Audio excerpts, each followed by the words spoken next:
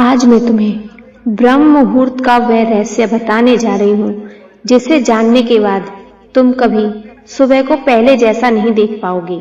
आज मैं तुम्हें बताने जा रही हूँ कि ब्रह्म मुहूर्त में बोले गए सिर्फ 3 शब्द कैसे मनुष्य के जीवन को भीतर से हिला देते हैं। कैसे वही मनुष्य जो वर्षों से मेहनत कर रहा है लेकिन परिणाम नहीं पा रहा, वही मनुष्य जो पूजा करता है लेकिन मन शांत नहीं होता, वही मनुष्य जो भगवान से शिकायत करता रहता है कि मेरी सुनवाई क्यों नहीं होती, वही मनुष्य इन 3 शब्दों को सही समय पर सही भाव से बोल दे तो उसका जीवन धीरे धीरे नहीं बल्कि अंदर से उलटना शुरू हो जाता है। लेकिन ध्यान से सुनना, यह कोई मंत्र नहीं, यह कोई तंत्र नहीं, यह कोई चमत्कारी टोटका नहीं, यह आत्मा की पुकार है। और ब्रह्म मुहूर्त वह समय है जब आत्मा की आवाज सबसे तेज होती है और संसार की आवाज सबसे धीमी। यही कारण है कि शास्त्र कहते हैं कि ब्रह्म मुहूर्त में किया गया छोटा सा कर्म भी दिन के 1000 कर्मों के बराबर फल देता है।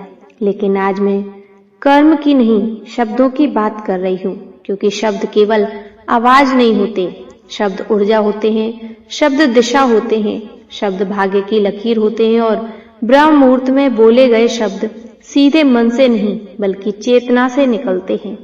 अब यहाँ एक बहुत बड़ा सवाल उठता है कि आखिर ब्रह्म मुहूर्त ही क्यों? क्यों रात में किसी और समय नहीं? क्यों दिन के किसी और समय नहीं?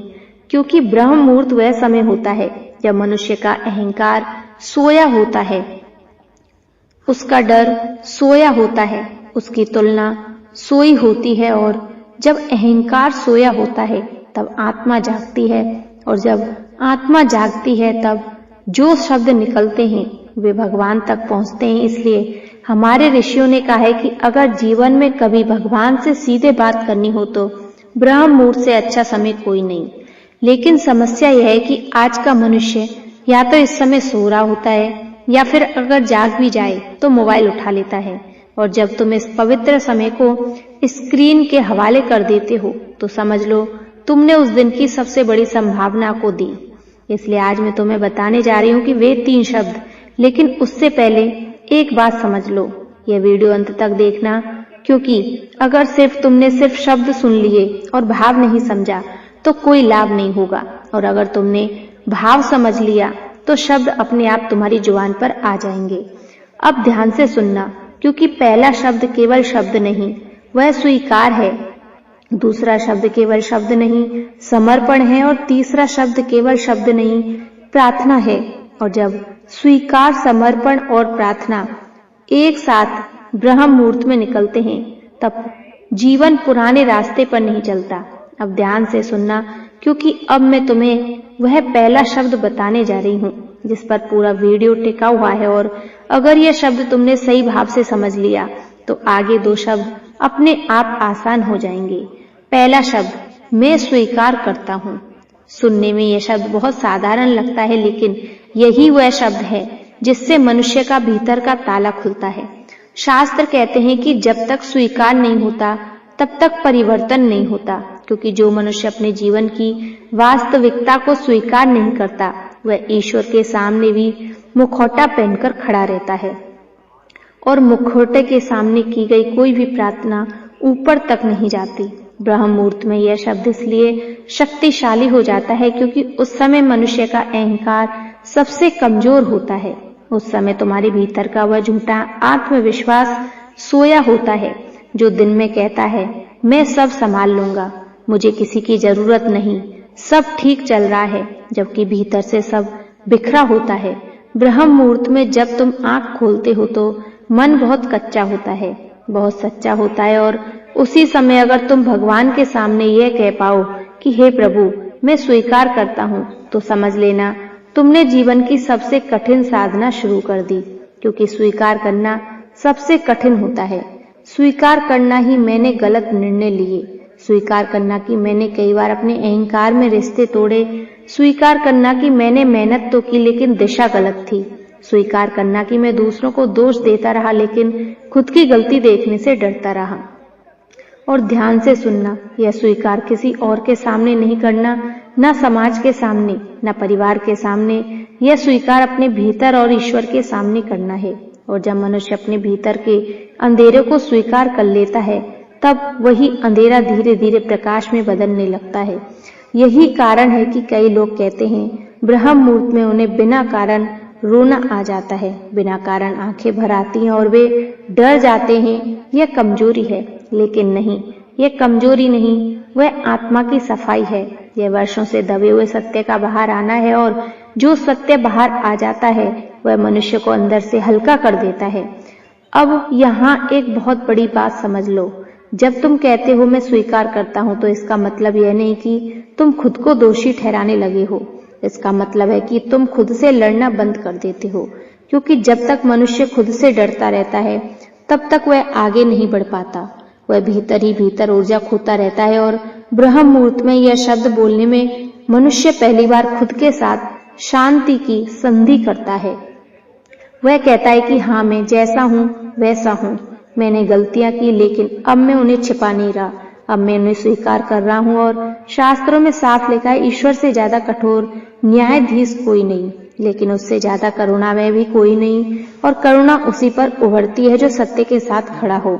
इसलिए यह पहला शब्द बहुत जरूरी है, क्योंकि अब तुम सीधे मांगने लग जाओगे, सीधे समर्पण की बात करने लग जाओगे, लेकिन भीतर से झूठे रहोगे तो वह सब दिखावा बन जाएगा। और दिखावे से जीवन नहीं बदलता, जीवन बदलता है ईमानदारी से। और ब्रह्म मुहूर्त की ईमानदारी दिन के किसी और समय संभव नहीं होती, क्योंकि दिन में मन 100 बहाने ढूंढ लेता है, लेकिन सुबह के उस पवित्र समय में बहाने छुप जाते हैं और सच बोलता है।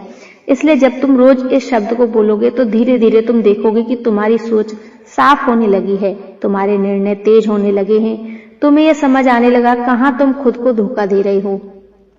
ध्यान से सुनना, यही वह क्षण होता है जहां से जीवन की दिशा बदलती है, क्योंकि जो मनुष्य अपने दोष स्वीकार कर लेता है वो सुधार के रास्ते पर अपने आप आ जाता है, उसे कोई धक्का देने की जरूरत नहीं पड़ती। और यही कारण है कि वह पहला शब्द बाकी दो शब्दों की नींव है। अगर नींव कमजोर होगी तो ऊपर की इमारत खड़ी नहीं होगी। इसलिए इस शब्द को हल्के में मत लेना। इसे सिर्फ बोलना नहीं, इसे महसूस करना है, इसे अपने भीतर उतरने देना है। और जब तुम यह कर लोगे तभी तुम दूसरे शब्द के योग्य बनोगे। अब ध्यान से सुनना, क्योंकि अब हम उस शब्द पर पहुंच चुके हैं जहां से अधिकतर लोग रुक जाते हैं, डर जाते हैं या फिर इस शब्द को गलत समझ लेते हैं। दूसरा शब्द है मैं समर्पित हूं। और याद रखना, यह शब्द सुनने में जितना सरल है जीवन में उतना ही कठिन, क्योंकि स्वीकार करना आसान है लेकिन समर्पित होना कठिन। स्वीकार करने में तुम यह मान लेते हो कि मैंने गलतियां की है, लेकिन समर्पण में तुम यह मान लोगे कि अब मैं अपने अहंकार से आगे नहीं चलूंगा, अब मैं केवल अपनी बुद्धि को ही अंतिम सत्य नहीं मानूंगा। और ध्यान से सुनना, यहीं से मनुष्य का संघर्ष शुरू होता है, क्योंकि मनुष्य भगवान पर भरोसा तो करना चाहता है लेकिन नियंत्रण अपने हाथ में ही रखना चाहता है। वह कहता है कि भगवान आप मदद करो, लेकिन जैसा मैं चाहता हूँ वैसा ही होना चाहिए। और यही सबसे बड़ा टकराव है।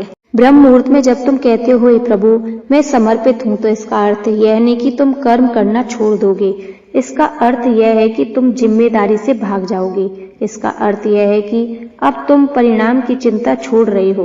अब तुम यह मान लोगे कि मेरा काम है प्रयास करना, दिशा तय करना नहीं, क्योंकि दिशा वही तय करता है जो पूरी तस्वीर देख सकता है। और मनुष्य पूरी तस्वीर नहीं देख पाता, वह केवल आज देखता है, केवल अभी देखता है। अब तुम जीवन को नियंत्रित करने की कोशिश नहीं कर रहे, बल्कि जीवन के साथ बहना सीख रहे हो। और यही वह बिंदु है जहां से तीसरा शब्द जन्म लेता है।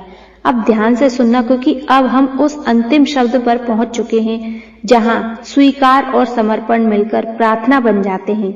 तीसरा शब्द है मेरा मार्गदर्शन करो। और यह शब्द कोई मांग नहीं, यह कोई शर्त नहीं, यह कोई शिकायत नहीं, यह आत्मा की वह पुकार है जिसमें अहंकार पूरी तरह पिघल चुका है। जब मनुष्य ब्रह्म मुहूर्त में यह कहता है कि हे प्रभु मेरा मार्गदर्शन करो, तो वह यह नहीं कह रहा मुझे धन दे दो, मुझे पद दे दो, मुझे सुख दे दो, बल्कि वह यह कह रहा है कि मुझे सही रास्ता दिखा दो, क्योंकि जिसने रास्ता पा लिया उसे मंजिल के लिए भटकना नहीं पड़ता। और ध्यान से सुनना। जीवन की सबसे बड़ी सादगी यह नहीं कि मनुष्य असफल हो जाता है, सबसे बड़ी त्रासदी यह है कि गलत दिशा में सफल हो जाता है, और जब गलत दिशा में सफलता मिलती है तो भीतर का खालीपन और गहरा हो जाता है। इसलिए यह तीसरा शब्द इतना महत्वपूर्ण है क्योंकि यह मनुष्य को बाहरी उपलब्धियों से नहीं, भीतरी दिशा से जोड़ता है। ब्रह्म मुहूर्त में यह शब्द इसलिए प्रभावी होते हैं क्योंकि उस समय मन अत्यंत शांत होता है, विचारों का शोर कम होता है, और जब शोर कम होता है तब संकेत स्पष्ट सुनाई देते हैं। बहुत से लोग पूछते हैं कि मार्गदर्शन कैसे मिलता है, क्या कोई आवाज सुनाई देती है, क्या कोई चमत्कार होता है? लेकिन सत्य है, मार्गदर्शन हमेशा आवाज बनकर नहीं आता, वह कभी अंत प्रेरणा बनकर आता है, कभी किसी बात को न करने की तीव्र भावना बनकर आता है, कभी किसी व्यक्ति से अचानक दूरी बनाकर आता है, और कभी किसी अनजान अवसर की ओर खिंचाव बनकर आता है। लेकिन यह सब तभी संभव है जब मनुष्य भीतर से सुनने के लिए तैयार हो, और जो व्यक्ति दिन भर केवल बोलता रहता है, अपनी बात मनवाने में लगा रहता है, वह कभी सुन नहीं पाता। इसलिए यह शब्द, तीसरा शब्द, बोलते समय भीतर की आवाज को सुनने का संकल्प भी जुड़ा होता है। इसलिए शास्त्रों ने 21 दिन का समय बताया है कि क्योंकि 21 दिन में मनुष्य की आदतें बदलने लगती है, सोच का ढांचा बदलने लगता है, और जब सोच बदलती है तो भाग्य अपने आप पीछे पीछे चलने लगता है।